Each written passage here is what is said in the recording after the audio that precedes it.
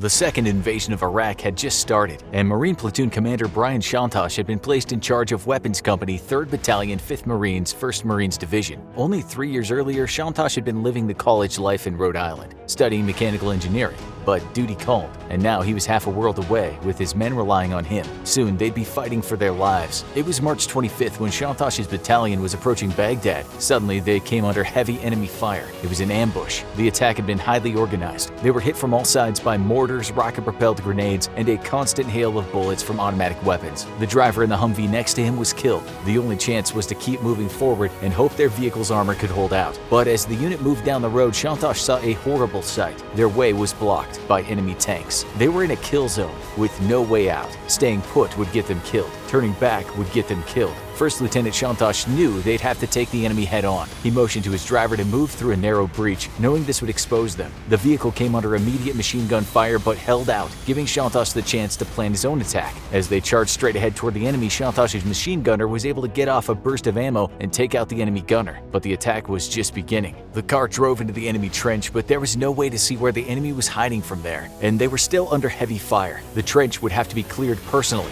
and Shantosh was not the kind to order a subordinate to do something he wouldn't do himself. Packing his service rifle and a 9mm pistol, he exited his vehicle and started firing, taking out every enemy he saw. He dodged death multiple times and made every kill. He was backed up by several of his men, and when his own weapon jammed, he traded with Lance Corporal Robert Kernan and kept his place at the front of the assault. There was only one problem. He was soon out of ammo. He only had seconds to make a move before an enemy found him a sitting duck. But there was another source of ammo on the field. In the hands of the enemies he had just gunned down. He charged into enemy territory and grabbed a rifle from the ground, using it to return fire. When that one ran out of ammo, he did it again, narrowly dodging enemy fire and continuing to take out enemy forces. But he didn't have the manpower to turn the tide of the battle. But that opportunity was about to present itself. Rifles and machine guns weren't the only weapons the Iraqi soldiers had hit the Americans with. There were also the powerful rocket launchers, and when Shantosh had shot one of their wielders, that game-changing weapon had become available. One of Shantosh's Marines who had joined him in the fight found one on the ground and was smart enough to turn it over to his relentless commanding officer. Problem was, none of them knew how to use it. They fiddled with it, and Shantosh pointed it in the right direction and successfully unleashed an explosive ball of fire.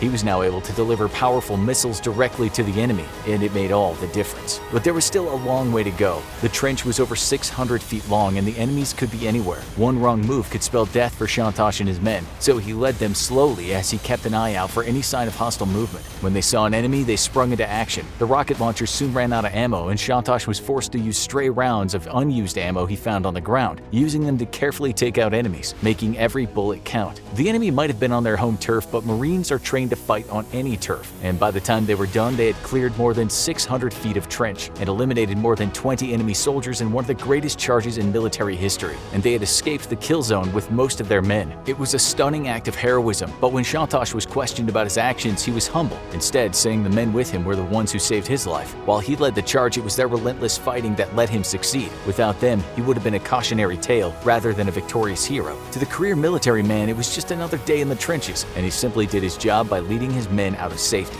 The United States military disagreed with his humility. It wouldn't be long before word of Shantosh's heroic feat spread, and while it didn't get the attention of other military feats like those of Dakota Meyer and Salvatore Giunta, the people in charge noticed. They moved quickly to award him the Navy Cross, the second highest honor possible for sailors and Marines, only second to the Medal of Honor. Awarded for extraordinary heroism in combat against an armed enemy force, the citation praised him for his leadership, courage, and devotion to his duty. Brian Shantosh had earned a great honor, but he wasn't done yet. The war in Iraq was far from over, and a year after his heroic feat in the trenches, Shantosh would be deployed once again, now as a captain. This time, he would be taking part in one of the biggest operations of the war, the Second Battle of Fallujah, better known as Operation Phantom Fury. By this point, Saddam had fallen, and the United States were fighting alongside British forces and the Iraqi interim government against an army of militants. The combat was dense, urban, and highly dangerous. But Brian Shantosh was no stranger to dangerous close-quarter combat. Shantosh led a group of 158 Marines into the urban center, where they would come under fire from guerrillas at any time. Because of the dense quarters, this would turn out to be the bloodiest battle of the entire war for the coalition forces, with over 100 soldiers being lost, and over 1,000 insurgents being killed, and 1,500 being captured. Complicating things, the city was full of civilians caught in the middle of the combat, and it was often difficult to judge who was a civilian and who was a gunman in plainclothes. This led to many close calls and many tragic mistakes, but there was one exception to the high casualty rate. Shantosh never had the need to pull off another stunning feat. feat, like his charge of the trench on the road to Baghdad, but he still gained a reputation as one of the finest commanding officers on the ground in Operation Phantom Fury. His platoon had one of the best rates of survival of any on the ground, with 155 of the 158 surviving the mission and only 25 of the survivors suffering injuries. He even got profiled on a Fox News documentary about the war titled Breaking Point: Company of Heroes while live in the field.